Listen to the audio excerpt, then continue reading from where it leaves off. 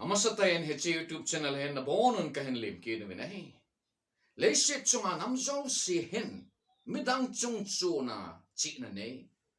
Miching ti a he no. Anay chi o vinahi. Hitabang miching anay ho tusim ho hi akang kipison pe ama namdinga gaulupen tatil kana hong pangzi ay tay. E ho namin zong midang chung chuna si ina nei mimasa pathin ama ta in APO miching kha eneyo vinay ama chu Ngulhao Thomsong he ama e ho nam dinga thep na lang hi hen chule pathin ho na lang tu dol he zong le Meivah Masa pen ahi ti the ai tunin nam dinga miching ki dang ta a pathinen anamancha pathin ama ta in APO Ngulhao Thomsong Thusim hi anasayo hite. Ama hi henima Nagaland India mona kum sangkat jagit som kulekhat kumachu anaping ahi. Hilawang sit ta in kum sagi bep anahilain anule apan anathi sanin naut saga hin hugan ten ahin mangtane. Hela hing sing pathin lung sit him pathin chun ama hi mananom kho ta ananay si chun ama hin kho kha ding le ngai luding mihim chu hasam lo helen ahin gun pi to pe nahi heti chun kum sang khat le jaku kum chun kohima mission skula leka ahin simen chu hin Jorhat Assam muna asimban sim zomdingen achin hichimuna hen Jesu Christa chu ahu hing pula aleng padingen ahin kisan tan Janori nikosim som ni kum sangkat le jaku le gitchen baptize ahong changin namsunga dinga Christian masapen patin ho masapenin ahong pangtanay hichujohin Nagaland Manipur chale Assam gamonte na kipana thupa ahin lang sapanin Hobong masapen chu sirhima Nagaland munahin ahin put dotan e hol adinga hobong put do masapen zong ahong itanay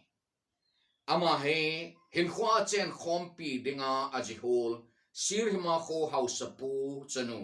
chin ko kim sing son heto hobong dan thingen kum sangkhat jako som lenga hin akicheng hlonin chanu thum le chapa thum ahing hlonin he chule ga het ding khat chu ama hi namsunga dinga hobong dan thinga zinei masapen ta ahi ding zam hi ta san ta hi wa noi galen khatna lai chen ama he France gama zam anachi in he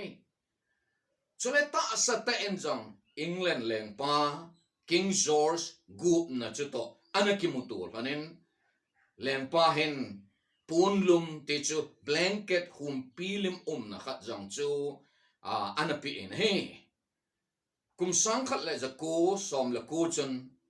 India gama ahong kele kinin British vai hom na noya head clerk na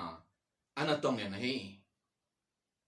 namsunga dinga government na tong masapen ahi ding jong hi ta san ta ahi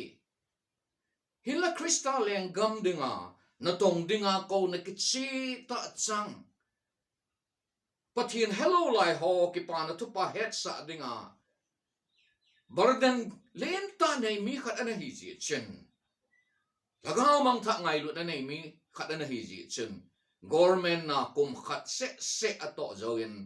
ana to chu ada han mun tina kal songen ki pa na thupa lang samin hong pang ta nei Ngulhao Thomsong hen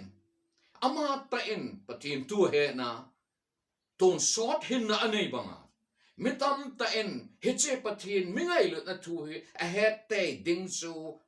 adaiji in e ho pau nge ya patin tu sim theya a ding chu ha ta in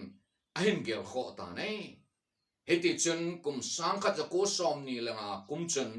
Johansut ki pa na thupa hi anale do in chule ta do in jong anom ni nei he chu zo hin thulun tha New Testament pompi hi anale do kinin kum sangkhat ja kole som li le ni kum chun ta do in ana ominai hetia chun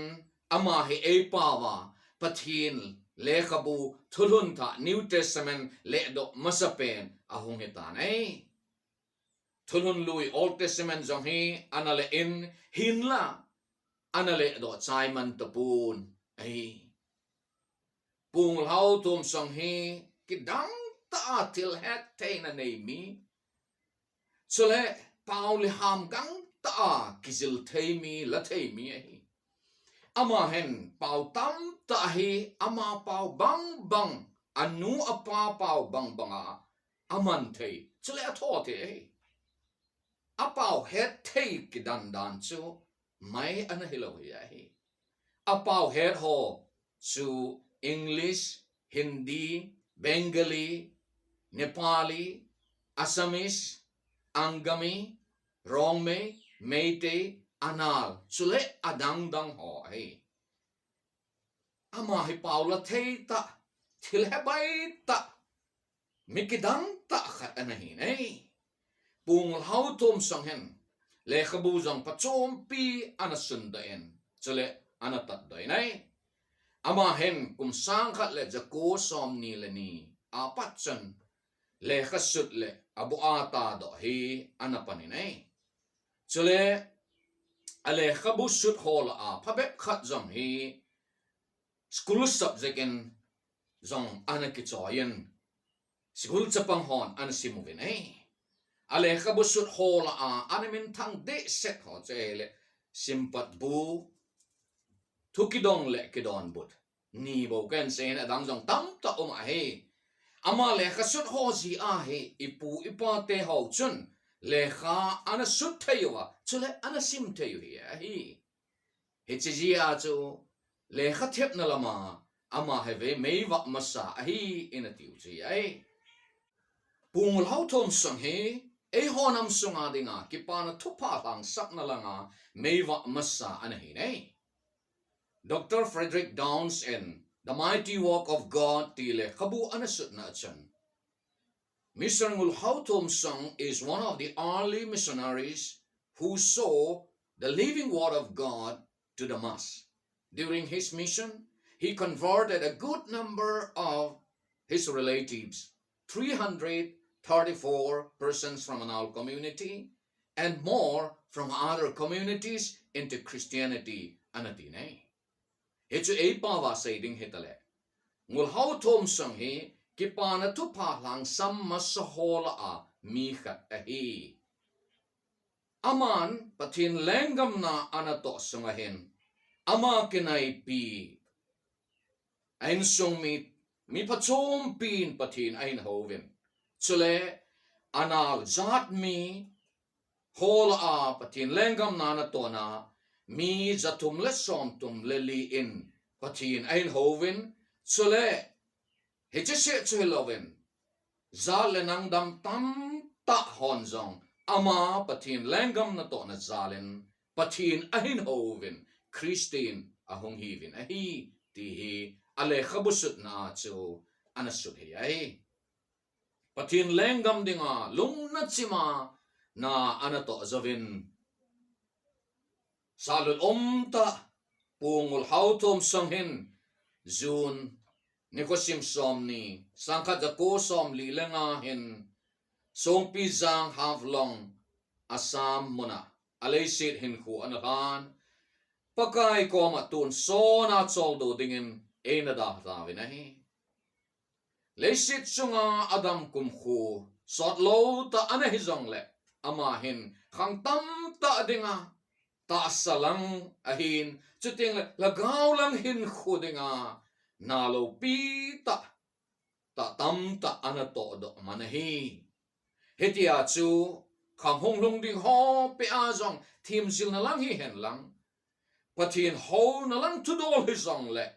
Ngulhao Thomsong hin bul eina phu do pi o hin he chi chunga hi pansa aban hi khang tha ten lung len ta nei puma ta sa thim sil na lang hi hen lagaw lang tudol hizong le zem hoi sela machal sa khanto sa jing ding hi ingai tu jing di wa hi ti hi kitim nom naw hi ai namsunga Ngulhao Thomsong tobang miman tam enei khau hi kipa ta chale sa lut ta hi ama hi namdinga miman tam miching masa enei chu hi ama Thusim hi chule anato do ho hi e ho namdinga akhanga mangtalo ding namdinga go man luta sing sing dinga hitai ama zal hen pathin ithang wa ve na hi namdinga miching pathin miman Ngulhao Thomsong Thusim kisei anangai ho zo si pakai patinin nom namon chi wa phathei nabu tau hen